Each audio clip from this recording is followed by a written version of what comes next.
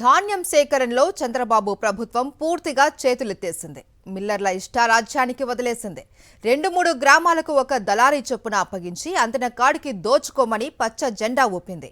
సంచులు, లారీలు ధర విషయంలోనూ వారికి పూర్తి స్వేచ్ఛ ఇచ్చింది. దీంతో పెట్టిన పెట్టుబడి రాకపోగా రైతులు నష్టాల ఊపిలో కూరుకుపోతున్నారు. ధాన్యం కొనుగోలు విషయంలో ఏ దశలోనూ ప్రభుత్వ పర్యవేక్షణ అన్నదే లేదు. ధాన్యం కొనాలనే చిత్తశుద్ధి అంతకంటే లేదు. రాష్ట్రంలో రైతులకు చంద్రబాబు సర్కార్ కంటి మీద కునుకు లేకుండా చేయడంతో పాటు ఆరుగాలం కష్టించి సాగు చేసిన పంటలకు గిట్టుబాటు ధర కల్పించకుండా నిలువున దోపిడీ చేస్తోంది.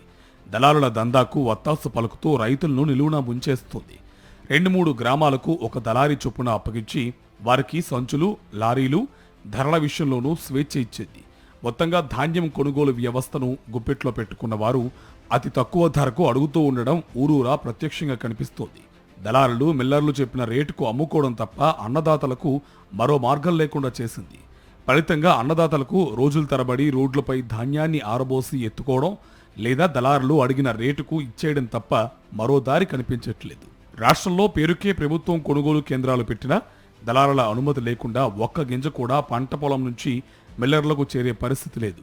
పంటను మద్దతు ధరకు విక్రయించేందుకు రైతులు కొనుగోలు కేంద్రాలకు వెళ్లినా నిరాశ ఎదురవుతుంది. రోజుల తరబడి షెడ్యూల్ ఇవ్వకపోవడం, గోనె సంచులు సమకూర్చకపోవడంతో కోసిన పంటను నిల్వ చేసేందుకు అగచాట్లు పడాల్సి వస్తుంది. ఒకవేళ పట్టుబడి చేసిన రోజుల తరబడి లోడు మిల్లులకు చేరట్లేదు.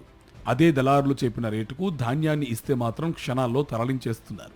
ఫలితంగా రైతులు 75 కిలోల బస్తాను 400 నుంచి 500 తక్కువ రేటుకు అమ్ముకోవాల్సి వస్తుంది.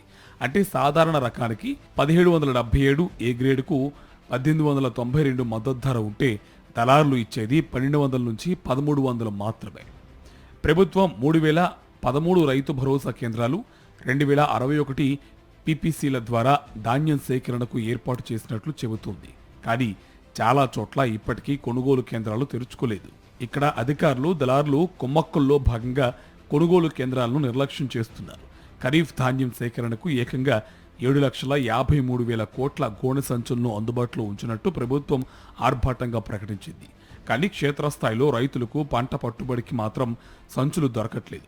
మరోవైపు 30,000కు పైగా రవాణా వాహనాలు సిద్ధం చేసినట్టు ప్రభుత్వం చెబుతున్నా లోడింగ్కి మాత్రం కనీసం ట్రాక్టర్లు కూడా అందుబాటులో ఉండట్లేదు.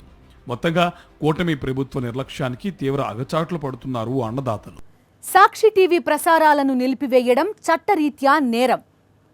సాక్షి టీవీ ప్రసారాల కోసం మీ స్థానిక కేబుల్ ఆపరేటర్ని వెంటనే సంప్రదించండి. డిటిహెచ్లో, ఇంటర్నెట్లో కూడా సాక్షి టీవీ ప్రసారాలను వీక్షించవచ్చు.